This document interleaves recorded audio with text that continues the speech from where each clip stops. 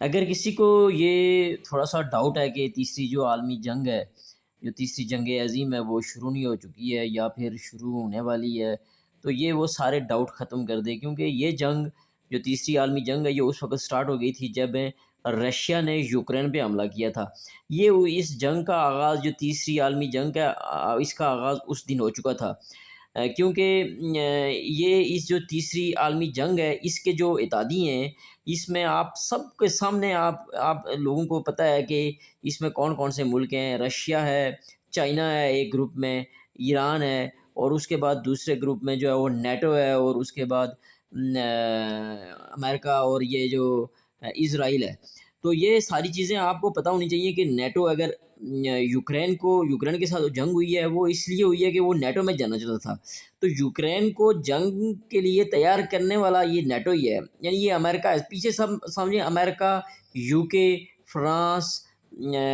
جرمنی اور اٹلی، جو مین جو کنٹریز ہیں ان کے ساتھ ہیں، جو نتھی ہیں وہ بھی ہیں، تقریباً یہ بنتی ہیں کوئی 40 کے قریب جو ہے نا، یہ ساری کنٹریز بنتی ہیں جن کا یہ اس وقت ایک اتحاد بنا ہوا ہے۔ تو یہ جنگ تو اسی وقت سٹارٹ ہو گئی تھی۔ اب آپ دیکھیں کہ اس جنگ کا جو ہے سینٹر پوائنٹ، وہ یہ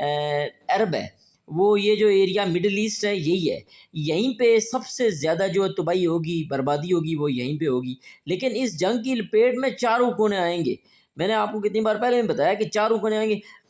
انڈیا اور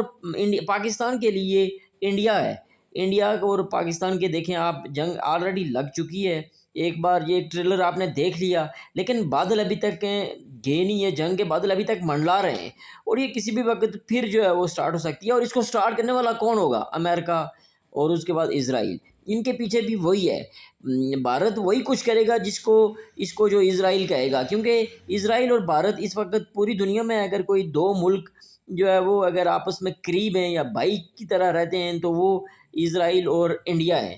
انڈیا کی فورس وہاں پہ جا کے لڑتی ہے، انڈیا کی ساری لاجسٹک سپورٹ اس کے ساتھ ہوتی ہے، اس کی ساری لاجسٹک سپورٹ جو ہے انڈیا کے ساتھ ہوتی ہے، یہ ایک الگ بات ہے۔ لیکن اسرائیل نے اس ٹائم جو ہے وہ امریکہ کے ساتھ مل کے، پیچھے نیٹو کے ساتھ، ان کی کنٹریز کے ساتھ مل کے جو اٹیک کیا ہے ایران پہ، تو اس کا مطلب ہے کہ یہ اب جنگ باقاعدہ طور پر اس کا آغاز ہو چکا ہے۔ اسرائیل نے آج بھی جو ہے وہ ایران پہ جو ہے وہ حملے کیے ہیں، اور ایران کا جو ڈیفینسو سسٹم ہے وہ مکمل طور پہ جو ہے وہ محفوظ ہو کر رہ چکے ہیں۔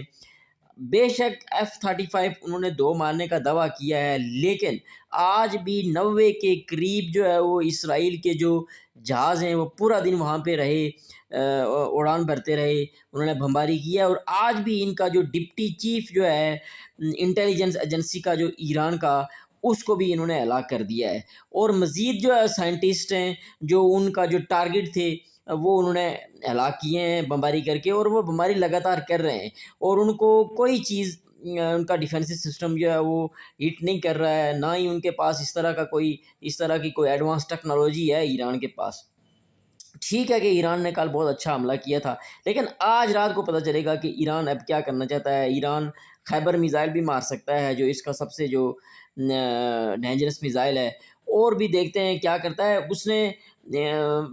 سٹیپ تو لے لیا ہے، جنگ کا آغاز تو اس نے بھی کر دیا ہے، جو اس نے اس سے پہلے پراکسی وار لڑتا تھا یمن کے ذریعے،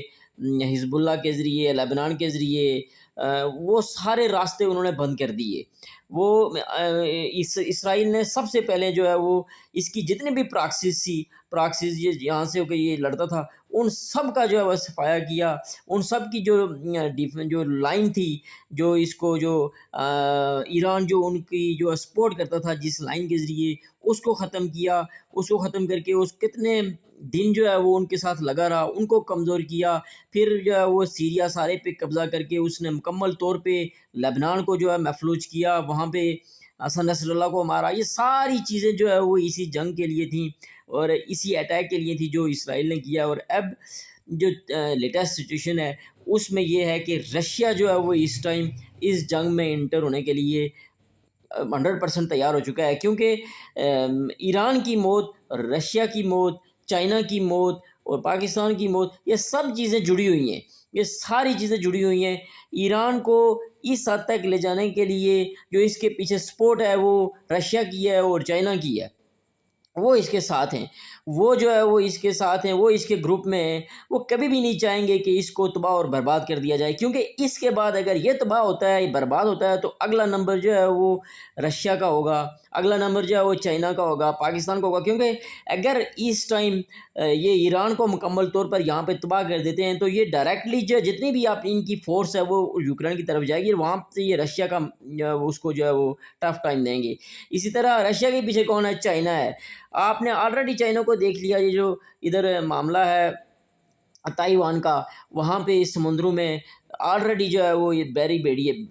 بیڑے جو ہیں وہ امریکہ کے وہ وہاں پہ ہیں، اور وہ وہاں سے ہو کے کسی بھی ٹائم کسی بھی وقت جو ہے وہ وہاں پہ بھی جنگ کا جو ہے وہ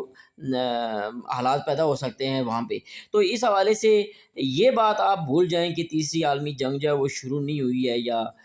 شروع نہیں ہوگی، نہیں، یہ شروع اس وقت ہو گئی تھی جب رشیا نے یوکرین پہ اٹیک کیا تھا۔ اب یہ آہستہ آہستہ پوری دنیا کو اپنی لپیٹ میں لے رہی ہے۔ ہماری سب سے دعا ہے مسلمانوں سے، اور خاص کر کے میں جو جتنے بھی مسلمان ہیں اس دنیا میں ان سب کو یہ کہنا چاہتا ہوں، ہماری آواز پتہ نہیں پہنچتی ہے نہیں پہنچتی ہے، لیکن ہم اپنی بساط کے مطابق یہ بات کہہ رہے ہیں کہ مسلمان اگر متحد ہو گئے، مسلم کنٹریز متحد ہو گئیں تو وہ اس جنگ میں فاتح ہو سکتی ہیں۔ دوسرا یہ ہے کہ حدیث کی روشنی میں اگر آپ دیکھیں تو یہ متحد ہوں گے، یہ مسلمان متحد ہوں گے، اور انشاءاللہ مسلمانوں کا یہ اس جنگ کے جو آرمیگڈون جسے کہتے ہیں،